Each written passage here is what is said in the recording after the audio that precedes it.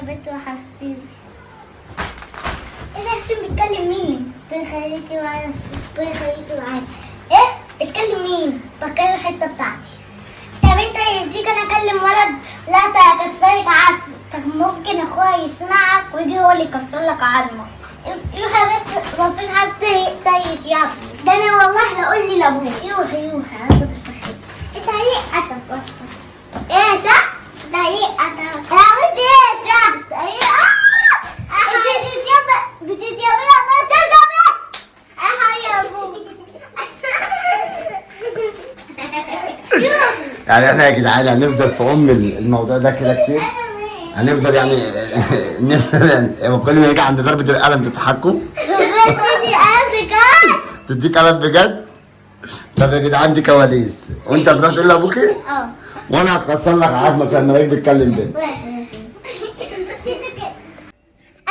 أسا أكمل فكرة. عايزه تكملي الايه؟ الفكرة. ما احنا بنتعب في الفكره وبنعملها وبنتعب فيها ومفيش حد ولا بيعمل لايك ولا بيعمل اشتراك ولا بيفعل الجرس. اشتراك يا بابا.